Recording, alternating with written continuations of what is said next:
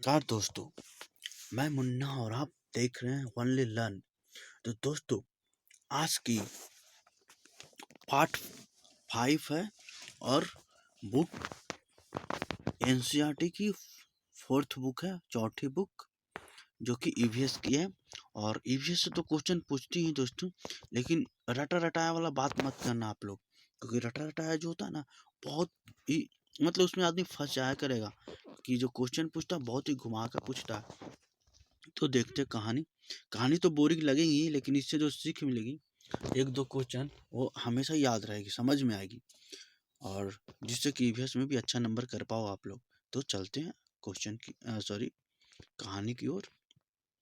कहानी है, मेरा नाम अनीता कुशवाहा है। मैं मुजफ्फरपुर जिले की बेचाहा गांव में रहती हूँ, जो बिहार में। मेरे घर में माँ, पिताजी और दो भाई बहन है। मैं कॉलेज में पढ़ती हूँ और स्कूल के बच्चे को पढ़ाती हूँ। मैं मधुमक्खी पालन के भी काम करती हूँ। दोस्तों, ये कहानी है एक अनीता खुशवाहा नाम की है, लड़की की, जो कि मुजफ्फरपुर जिले की है। वो बेचाहा गांव की के है निवासी। तो देखो, तो यह भी पूछ सकता कि मुजफ्फरपुर के जिले में ये सॉरी ये पूछेगा बेचाहा गांव किस जिले में पड़ती है या किस स्टेट में पड़ती है, इस टाइप के पूछ सकता है। तो अब ये क्या बोलती है इतना सब कर पाना मेरे लिए आसान नहीं था। जब मैं छोटी थी तब मैं दिन भर बकरियों चराती थी। मेरा भी स्कूल जाने का मन करता था, पर माँ पिताजी को लड़कियों का स्कूल जाना पसंद नहीं था। ये बोलती है अनीता कि जब मैं ये सब जो हुआ वो इतना आसान नहीं था कि मैं पढ़ ली इतनी आसानी से। वो बोलती है कि जब मैं बच्ची थी, मतलब छोटी थी, तब मेरा उसका भी मन करता था, मतलब अनीता को भी मन करता था कि वो स्कूल जाए, लेकिन उसके माता पिताजी को ये पसंद नहीं थी, क्योंकि उन्हें लगता था कि लड़कियों का स्कूल जाना पसंद नहीं था। उनके माता पिता को लगता था कि लड़कियों को स्कूल जाना अच्छी नहीं बात है। एक दिन स्कूल के अंदर झांक कर देख लिया बच्चों को देखकर वो अपने आप को रोक नहीं पाई और बच्चों की कतार में पीछे जाकर चुपचाप बैठ गई। मुझे बहुत अच्छा लगा। घर जाते ही मैंने हिम्मत करके माँ पिताजी को स्कूल के बारे में बताया। उन्होंने मुझे स्कूल जाने के लिए बिल्कुल मना कर दिया। उस दिन से मैं बहुत रोई। मेरे गांव की एक टीचर ने माँ पिताजी को समझाया कि पढ़ाई करना जितना ज़रूरी है। उन्होंने बताया कि 8वीं बहुत ज़रूरी है, मतलब उसके टीचर ने बताया कि बहुत ज़रूरी है पढ़ाई करना, जो 8वीं कक्षा तक की पढ़ाई पर कोई खर्च भी नहीं आती है। पढ़ना तो सबका बच्चों का अधिकार है, पर मुझे पता नहीं कैसे माँ पिताजी मान गए। मतलब ये बोलती है कि ये उस दिन तो बैठ गए हिम्मत करके, लेकिन उसके पिताजी जब वो घर गई तो बताई अपने घर वालों के माता पिता को, बताया कि मैं स्कूल गई थी ऐसे ऐसे। तो बहुत मतलब मना कर दिए उसको कि नहीं जाना है तुम्हें, और वो बेचारी बहुत रोई। फिर क्या हुआ, गांव के एक टीचर थे जो कि माँ पिताजी को समझाया कि पढ़ाई बहुत ज़रूरी है, और ये 8वीं तक की फ्री, 8वीं कक्षा तक की फ्री है। इसके बाद उसके माता पिता मान गए।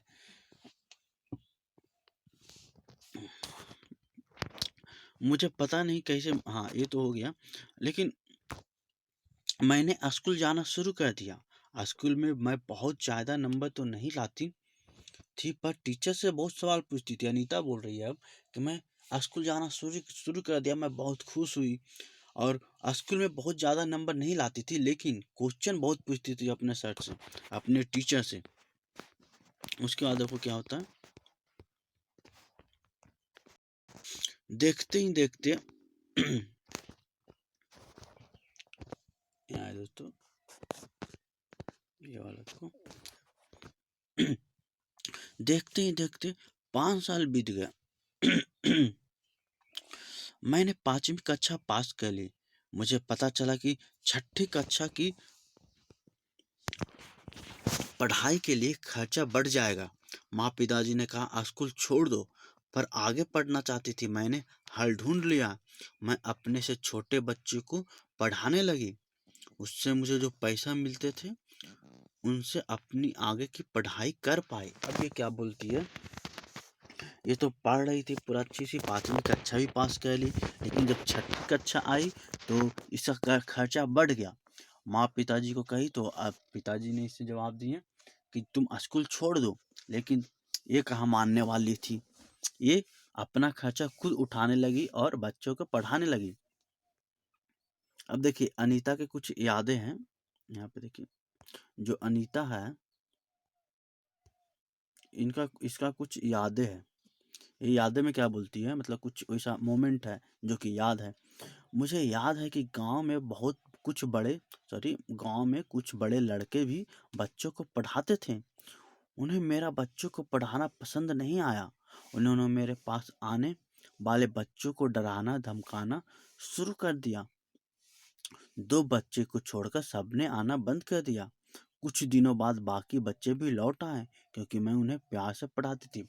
अब ये क्या बोल रहे हैं कि जब वो गाँव के कुछ लड़के को बच्चे को पढ़ाती थी, तब गाँव के कुछ बड़े लड़के जो थे, जो इसको पढ़ाते हुए देखकर उसे अच्छी नहीं पसंद नहीं आती थी। उन्हें बच्चों को डराना धमकाना चालू कर दिया कि तुम मत पढ़ने जाओ, ये वो फलाना ढिमका, ये बोलने शुरू कर दिया। उसके बाद क्या हुआ, तो 2 बच्चे आते थे, बाकी कोई बच्चे नहीं आते थे। लेकिन कुछ दिन बाद जितने बच्चे थे सभी लौट गए हैं, क्योंकि ये जो अनीता थी बहुत अच्छी तरह से बच्चों को पढ़ाती थी। अब देखो क्या हुआ,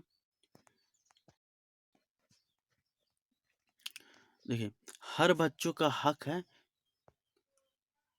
हर बच्चों का हक है कि 8वीं कक्षा तक की पढ़ाई मुफ्त कर सके वो। सभी बच्चों का यह अधिकार मिलता है। देखिए अब एक अधिकार मिलता है सभी बच्चों को करने के लिए। अब देखिए आपको यहाँ से दिखाते हैं, 1 मिनट दोस्तों, 1 मिनट दोस्तों।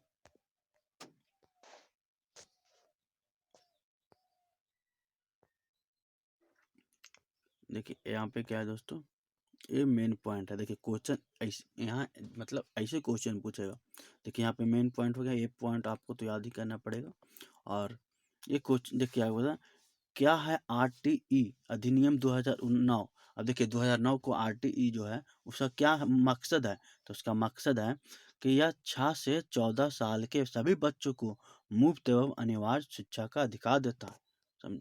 ये इसका मतलब है कि 6 से 14 साल के सभी बच्चों को फ्री में एजुकेशन प्रोवाइड किया जाता है और ये अनिवार्य है। धीरे धीरे मैंने गाँव वालों को समझाना शुरू किया कि सभी लड़कियों को स्कूल भेजे। घर में माँ पिताजी ने मेरी मदद करनी शुरू कर दी। घर का सारा काम मेरी माँ ही कर लेती थी और मुझे पढ़ने के लिए काफ़ी समय मिल जाता था।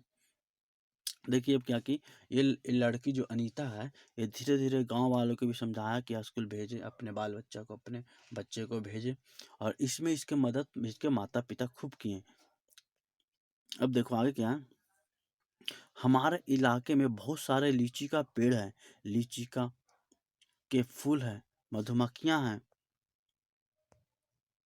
मधुमक्खियां को लुभाते इसलिए यहाँ के लोग मधुमक्खी का पालकर शहद बनाने को काम करते हैं। और तो मैंने सोचा कि क्यों ना मैं भी यह काम कर लूं। तब मैंने गांव के मधुमक्खियों पालन के एक सरकारी कोर्स में भाग लिया। कोर्स में भाग लेने वालों में मैं अकेली लड़की थी। ट्रेनिंग में मुझे पता चला कि अक्टूबर से दिसंबर तक के समय मधुमक्खियां अंडे देने का होता है। अब देखिए क्वेश्चन, देखिए दोस्तों यहाँ पे ध्यान दीजिएगा, क्वेश्चन ऐसे भी पूछ सकता है कि मधुमक्खी पालन करने के सॉरी मधुमक्खियों अंडा देने का समय कब होता है। तो इसका आंसर क्या होगा, आंसर ये होगा कि अक्टूबर से दिसंबर तक के समय तक के मधुमक्खी अंडा देने का समय होता है। आगे क्या तुमने कीड़ों को फूलों पर आते देखा है, उनका नाम पता करो और लिखो। नेक्स्ट देखते हैं पॉइंट क्या। हम्म, अब देखिए यहाँ क्या है, अनीता मधुमक्खी पालक। अब देखिए अनीता ने क्या किया, मैंने मधुमक्खी पालने का कोर्स कर लिया, लेकिन अपना काम शुरू करने के लिए मेरे पास रुपये नहीं थे। मैंने कुछ समय का इंतजार किया और बच्चों को पढ़ाकर 5,000 बचाए।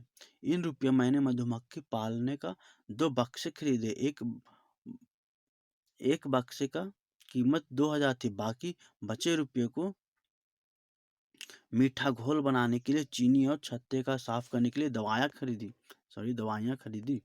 देखिए अब ये क्या है, मधुमक्खी पालन करने के लिए कुछ सामान चाहिए था इसको, तो ये सामान ली। सामान में क्या ली? ये ली कुछ पैसे इकट्ठा करके अपना सामान ली और कुछ दवाइयाँ खरीदी। उसके बाद क्या है, सितंबर का महीना था। सितंबर तक मेरे पास इतनी मधुमक्खियां हो गई कि 2 बक्से कम पड़ने लगे। मैंने 2 बक्से और खरीदे। मुझे मधुमक्खियां के बारे में ज़्यादा अनुभव नहीं था। कई बार मधुमक्खियां ने मुझे काटा भी। इससे मेरा चेहरा और हाथ सूज जाते थे। दर्द भी बहुत होता था, पर कहती है कि इससे यह काम तो मैंने अपनी ही इच्छा से शुरू की है।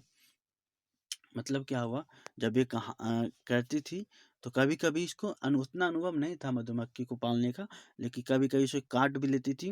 लेकिन ये सोचती थी कि यह तो काम मैंने अपनी इच्छा से ही शुरू किया, अब जो भी करे अपना ही भुगतना है। अब देखो क्या, अनीता के देखो, अनीता 20 बक्सों की सॉरी, अनीता यहाँ से दोस्तों, यहाँ से देखो, मैं रोज साइकिल से कॉलेज जाती हूँ। कॉलेज गांव से 5 किलोमीटर दूर है, शहर में है। और जब मैं कॉलेज जाती हूँ तो मैं माँ मधुमक्खियों के लिए चीनी का घोल तैयार करती है। पिताजी मधुमक्खियों को देखभाल करते हैं और बक्से को से शहद निकालते हैं। तब तक तुम भी अनीता के अच्छी तरह जान गए होगे।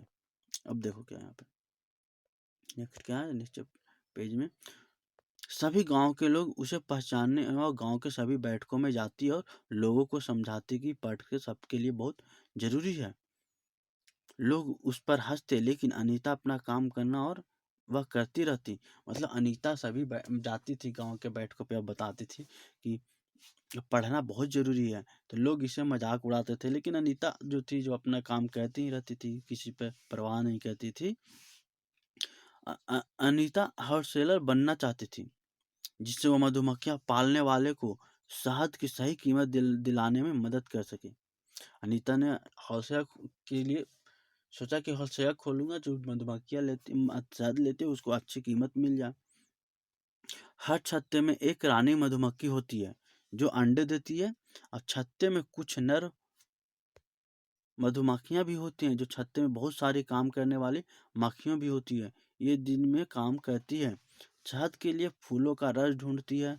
जब किसी मक्खी को